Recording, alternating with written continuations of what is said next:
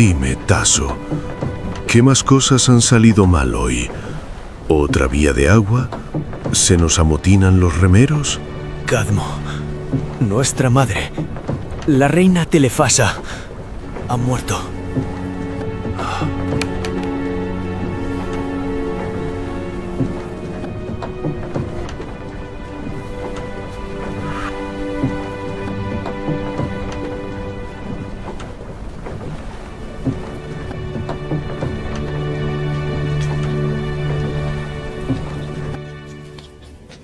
Soy la princesa Corina, nieta de Sísifo.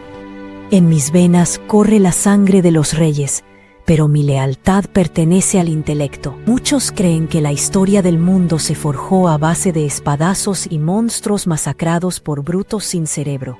Se equivocan. La verdadera magia, la más poderosa de todas, no es blandir una masa, sino rasgar el papiro con tinta. Hoy os hablaré del primer gran héroe, un hombre que no quería luchar, un príncipe erudito que, persiguiendo un fantasma a través de un océano de niebla, terminó bautizando el suelo que hoy pisamos. Hoy os hablaré del grito que le dio nombre a un continente. Todo comenzó en el lujo oriental. Agenor, hermano del faraón de Egipto, había fundado una próspera colonia en Tiro, convirtiéndola en un reino independiente y opulento. Casado con la reina Telefasa, tuvo 5 hijos: Europa, la deslumbrante hija mayor; Fénix, el primogénito militar; Sílix, calculador y mercader; Cadmo, el erudito; y el pequeño Tasso.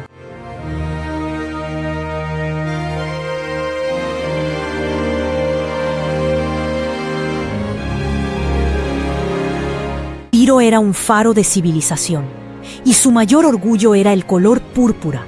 Sus inmensas calderas servían miles de caracoles marinos para extraer el tinte que vestía a los reyes del mundo. La ciudad entera apestaba a muerte y a mariscos podridos.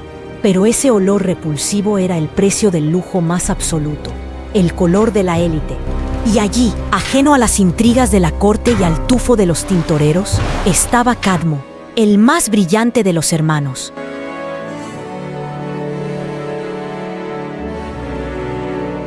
Míralos bien, Cadmo. Oriente y Egipto han gastado vidas enteras dibujando símbolos para explicar el mundo. Pero esto que sostienes, esto es otra cosa. Aquí capturas el pensamiento en tinta. Esta, mi príncipe, es la verdadera magia, la cima del progreso. Es como atrapar el pensamiento en una jaula de tinta, maestro. Anoche volví a soñar con ella, con la señora de la lanza. Me dijo que mi destino me arrancará de este palacio, que me llevará lejos. Si los dioses te obligan a visitar tierras salvajes, Cadmo, no les lleves la espada. Llévales esto. Llévales el alfabeto.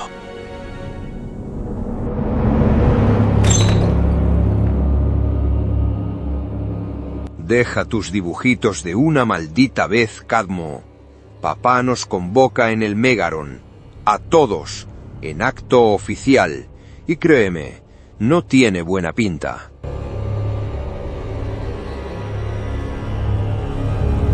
Vaya si era grave. En el gran salón del trono, el rey Agenor y la reina Telefasa presidían la corte con rostros de piedra. La princesa Europa, la joya de la corona, había desaparecido.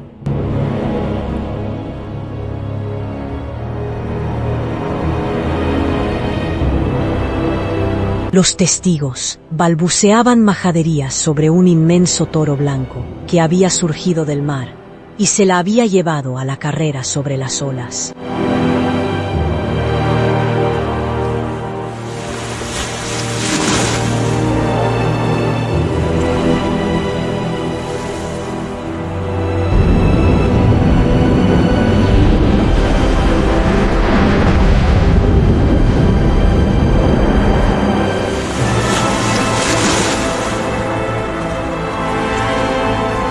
¡Auxilio!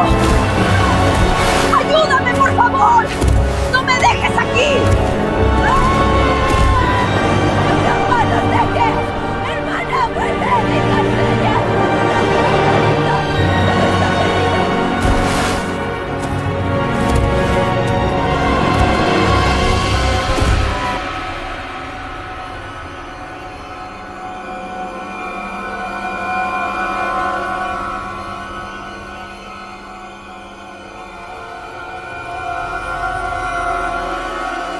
Pero el rey no estaba para mitos poéticos. No me vengáis con majaderías de toros divinos y bestias mágicas. Han sido los piratas. Algún asqueroso reyezuelo bárbaro ha visto la oportunidad y se la ha llevado como trofeo. Escuchadme bien, hijos míos. Tomaréis la flota, levantaréis a mis ejércitos, peinaréis cada maldita isla y cada costa hasta el fin del mundo, y ni se os ocurra volver a pisar este palacio sin vuestra hermana. Si regresáis sin ella, para mí estáis muertos. Nadie rechistó. El aire se cortaba con un cuchillo. Todos los hermanos sabían que era una misión suicida, una rabieta de un tirano herido en su orgullo. Pero la orden estaba dada.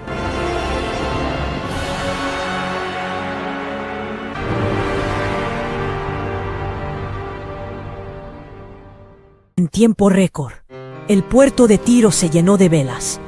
Organizaron una flota colosal, un barco insignia por cada hermano, naves enormes, mastodónticas, casi anacrónicas para la época.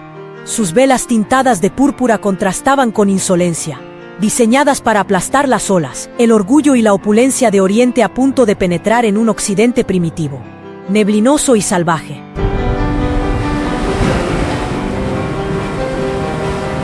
Cadmo había recibido entrenamiento militar de élite. Por supuesto, era un príncipe, pero él era un hombre de letras, un intelectual. Y para colmo, antes siquiera de perder de vista la costa, se llevó la primera y más peligrosa sorpresa.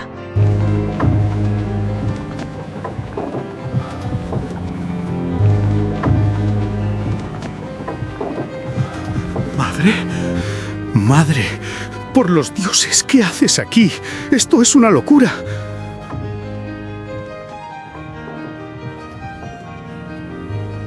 ¿Creías que iba a quedarme bordando mientras mis hijos van al matadero? No me fío de tus hermanos. Fénix solo piensa en la guerra y Cílix solo piensa en el oro. Son demasiado parecidos a tu padre. Tú y Tasos sois leales. Sois como yo. Os necesito vivos. Y yo iré con vosotros. Vamos hacia el oeste, madre. Hacia el final de los mapas. Mi maestro me lo advirtió. Vamos al lugar donde los dioses y los monstruos todavía caminan entre los hombres. Es un viaje sin retorno. Pero la reina no cedió. Y así, la majestuosa flota de Tiro se adentró en lo desconocido. Dejaron atrás la luz de Oriente y se sumergieron en la niebla, las tempestades y las lluvias de flechas de las tribus costeras.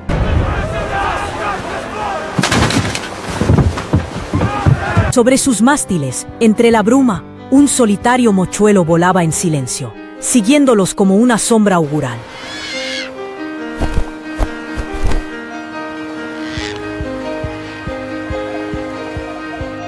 Y mientras navegaban junto a costas escarpadas y bosques impenetrables, los marineros de Tiro tenían una orden clara: gritar a pleno pulmón hacia la tierra firme, para que la princesa cautiva supiera que su rescate estaba cerca.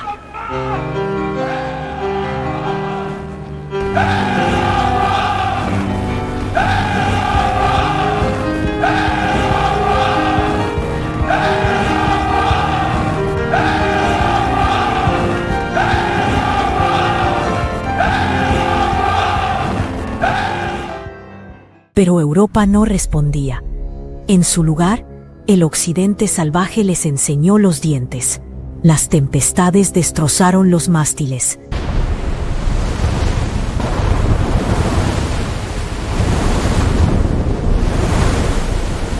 El glorioso tinte púrpura de sus ropas empezó a desteñirse con la lluvia y la sal, convirtiéndose en harapos que apestaban a sangre y a sudor.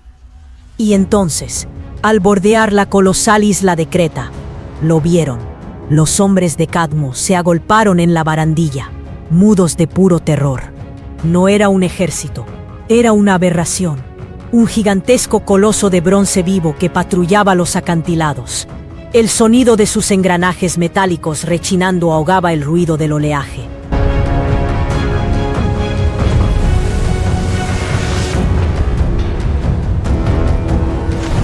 Ese fue el punto de quiebre. Esa misma noche, con los barcos fondeados en alta mar, lejos del alcance de la monstruosidad mecánica, los hermanos se reunieron.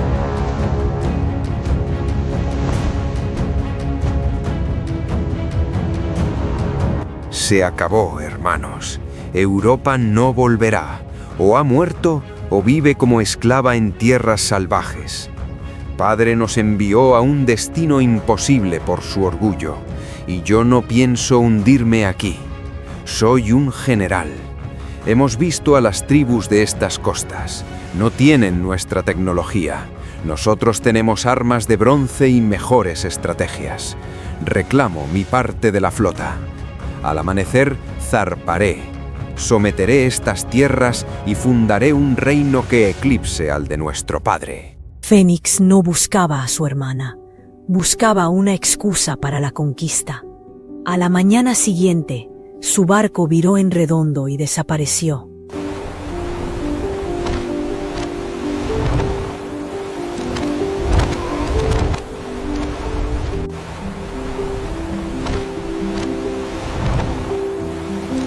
El desánimo infectó a la flota como una plaga. Los meses pasaron. El viaje se convirtió en un arrastrarse penoso por costas hostiles.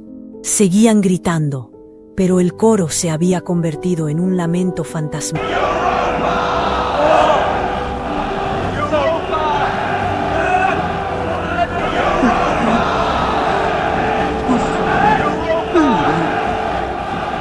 Europa, por favor, Europa. Poco después, Cilix fue el siguiente en despojarse de la máscara filial.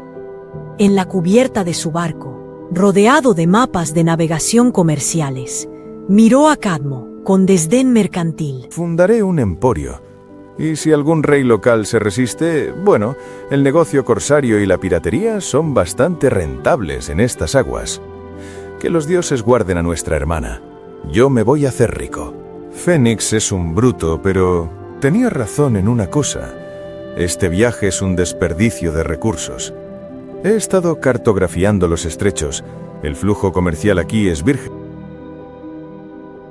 Así, el barco de Cilix también los abandonó, buscando oro y piratería. Cadmo, el intelectual, se quedó solo con su hermano Tasso y el barco de su madre.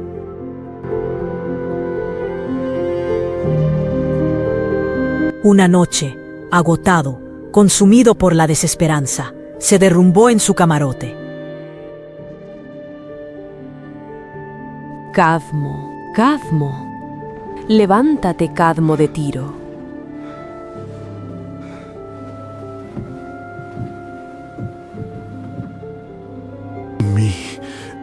Mi señora de la lanza. Soy la diosa Palas Atenea. He observado tu viaje. He visto cómo tus hermanos huyen, cegados por la sangre y el oro, mientras tú permaneces fiel. Tengo planeado arrancar a esta parte salvaje del mundo de sus tinieblas. Y tú, Cadmo, no serás un simple buscador, serás el primero de mis grandes héroes civilizadores. Tu destino es la grandeza, pero el precio, como siempre, será el dolor. Cadmo despertó de golpe, jadeando. El mochuelo había desaparecido, pero una pluma gris descansaba sobre los papiros. No había sido un sueño, la propia diosa de la sabiduría lo había ungido. Pero la profecía de dolor se cumplió de inmediato. Volvemos al punto donde empezamos esta historia.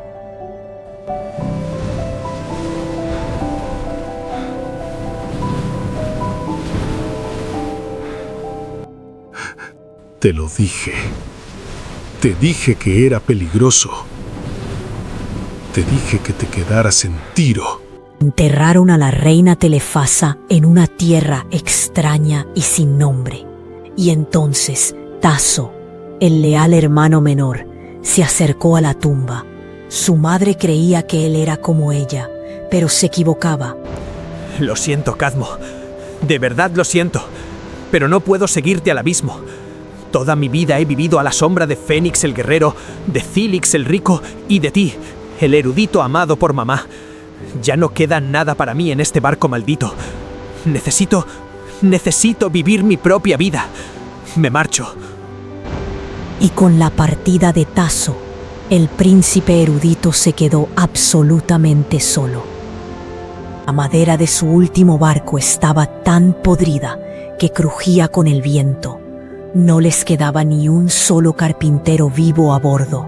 Era imposible seguir navegando. Tuvieron que encallar la nave en la primera playa que encontraron, abandonarla como a un cadáver gigante y continuar a pie. Avanzaron por tierra firme, andrajosos, desnutridos, más parecidos a espectros que a príncipes.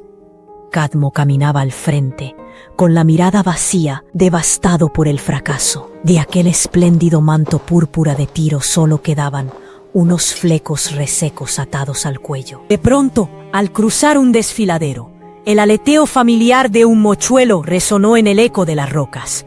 Segundos después, el choque de lanzas contra escudos los detuvo en seco. Los rodearon. No eran bárbaros salvajes, sino guerreros bien disciplinados. Al frente de ellos se alzó una mujer deslumbrante, de porte regio y mirada afilada. No llevaba sedas orientales, sino cuero endurecido y bronce. Era una líder de la tierra. Os saludo, extranjeros. Sed bienvenidos. Soy la princesa Armonía. Cadmo la miró, y en ese cruce de miradas ocurrió algo ancestral. Una chispa. Se miraron como si se reconocieran de un sueño lejano, como si la propia Atenea hubiera tejido los hilos de ese encuentro desde el principio de los tiempos. Vistes con los colores de los grandes reyes de Oriente, pero pareces haber cruzado el mismísimo Tártaro a pie. ¿En qué puedo ayudarte, noble príncipe extranjero? He cruzado el mundo entero, desde el deslumbrante y lejano reino de Tiro hasta estas rocas afiladas. Llevo años buscando. Buscamos a Europa. Pues entonces estás de suerte, noble príncipe. Tú y tus hombres ya podéis descansar. Habéis llegado a vuestro destino. ¿Qué? ¿Dónde? Dime, ¿dónde está Europa? Pero si estáis en ella. Hace años que enormes barcos extranjeros emergen de la niebla gritando esa palabra hacia nuestras montañas. El sonido resonó con tanta fuerza en nuestros valles que todas las tribus de este lado del mar lo adoptaron. Esta tierra que pisas, estas montañas y estos ríos se llaman Europa. Habéis llegado. En ese instante, el príncipe erudito comprendió la magnitud de la tragedia y la burla del destino. Su búsqueda personal, el amor hacia su hermana, su sufrimiento desgarrador, no había servido para encontrarla. Pero su eco, su grito desesperado en la oscuridad, había bautizado a todo un pedazo del mundo. Esa es la verdadera forja de los héroes de Atenea. Cadmo no rescató a una princesa, perdió a sus hermanos, perdió a su madre y dejó atrás su juventud.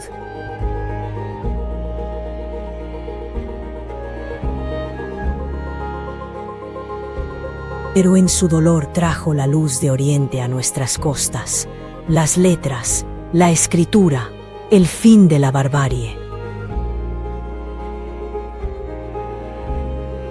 Pero la historia de Cadmo no terminó ahí. Mató al dragón de Ares.